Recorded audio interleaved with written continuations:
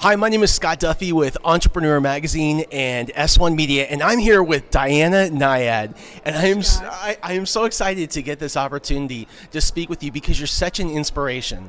The only person who has swum from Cuba to Florida. It's a long way, I'll tell you. I mean, check this out. Chasing a dream for 35 years. I first stood on the shore in Havana at the age of 28. I was young. I was looking across brash like that. Nothing. Get out of my way. I was humbled. And by the time I was 64, and 64 five times, I finally made it to that. It's a close to impossible challenge, and the point really wasn't that I made it. The point was that I didn't give up on it. That was the real point. So, I mean, it seems like you're swimming against this, like you're fighting against this incredible foe in the sea, yeah. Right? When things don't seem like they're going right, or maybe your body doesn't feel like it's strong enough to make it all the way across, where do you go? What do you do to overcome the adversity mentally? Resolve, and maybe, talking about entrepreneurs, maybe there's an analogy in the world of business. I mean, I don't know what the percentage is, but it's small of businesses that succeed. You got everything going from the first loan that you get to people who want to leave and move on to other things to, you can't keep up the revenue that's matching what you're putting into it. I've been in that world myself.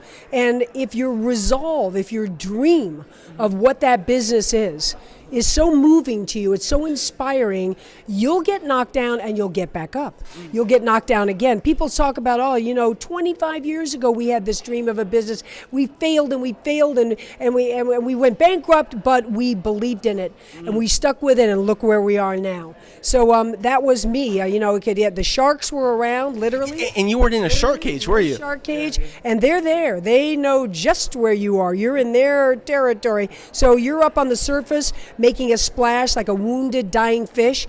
2.2 miles away, all of them, oceanic whitetips, bulls, tigers, lemons, they get there in a hurry, and they're following you like, I love sharks. You sound like my daughter. My daughter's 9 years old, and she loves sharks, and she goes through the list with me. So. Well, we know what I love is when the shark experts talk to you, they say, look, you don't have to worry because sharks are intelligent. They know that the Homo sapien is not their food. They are not going to come up and eat you whole. Yes, they'll come up and take a leg.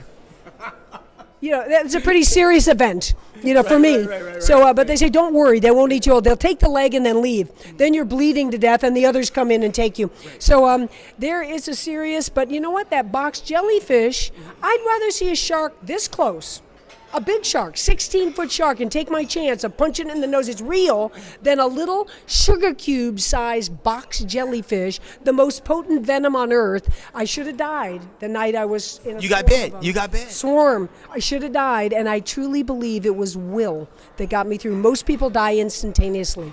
I don't say that to brag. That's what I'm saying, to go back to our original conversation, resolve. When your resolve is that strong, you will get through anything. And sometimes, in business, it feels like we should die. And, one of my mentors, Dave Meltzer, he taught me that sometimes the purpose of being in business today is to be in business tomorrow.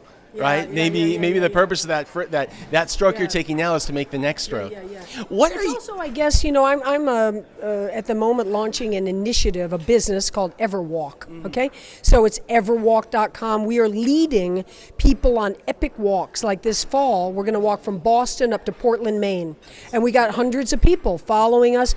But 2 years ago, if you had talked to me, you would say we can't get any funding. It's like everybody says, yeah, it sounds great. Where are we going to make any money? And we don't want to sponsor you. What if somebody dies on the road and it's our fault? So we've been flexible. We've been saying, I don't want to change the dream, epic walks, but how can we make them possible for the business factor? And so now all of a sudden Marriott Hotels and United Healthcare and Johnson & Johnson are saying, you know what?